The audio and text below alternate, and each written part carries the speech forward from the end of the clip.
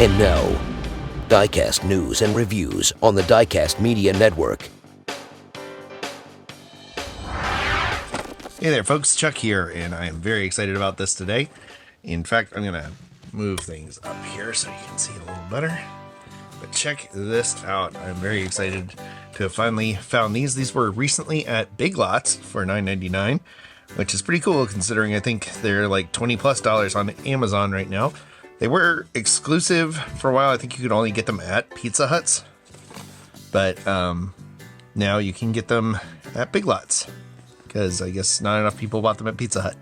So check them out if you got a Big Lots in your area. I've got 2 of them, as I have learned from my collecting, to keep them, to keep a spare, just in case I've got a fellow collector who wants one, or I want to build one. But I'm so excited about this one. I'm actually going to open it. I normally don't open these. They just go on the shelf until I go, oh yeah, I'll paint that one up. But this one's surreal enough that I don't think I'm going to do it, and I just want to see it and show it off. So you got some decals here. This is pretty cool. And I love the old Pizza Hut design. There's a lot of nostalgia in that for me. I was a Book It kid growing up, so definitely have some weird emotional / sensory connections to Pizza Hut.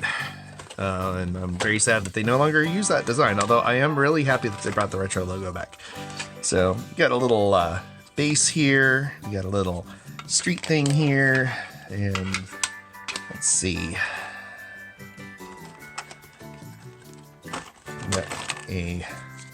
got the roof with the classic Pizza Hut logo, which I love very much. Love the little Pizza Hut rooftop thingy. It's already in place, and oh look, that's cool. I didn't realize it did that. That reminds me of the old HO scale train things that used to have, like, as the train would go over, a little porter or something would come out at a door or something, and it's tied to that too. That's fun. So you can slide it, or you can pressure activate it.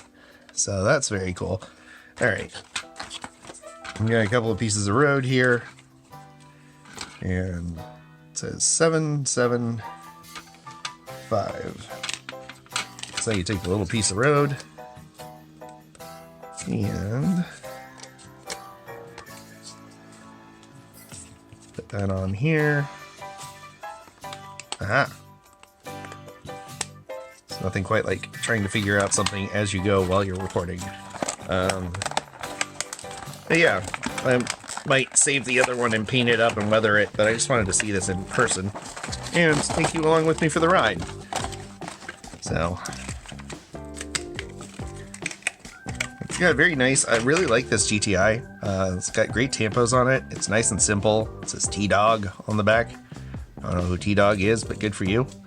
But yeah, very nice gray stock looking thing. Looks like the kind of thing that a person who delivered pizzas would do. And I'm going to save that for the last. That's the cherry on top. You got to stick around for that. All right, so we got some Pizza Hut stickers here.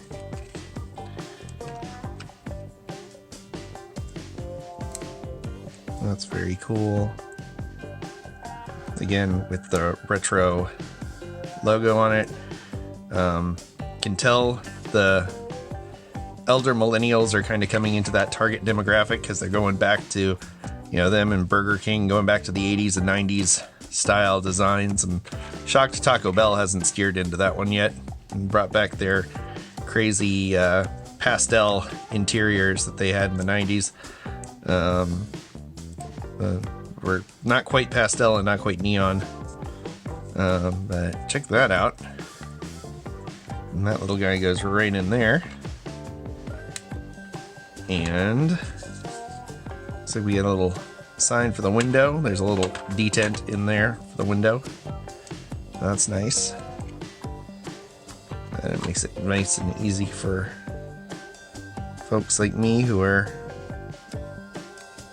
levelly challenged to sit that right in there. It's kind of interesting. The decals in the back are all in there. Oh, that's fun. And the back refrigerators say Matchbox on them. And Got the old Pizza Hut lamps in there, the stained glass, leaded glass type lamps. And we got let's see.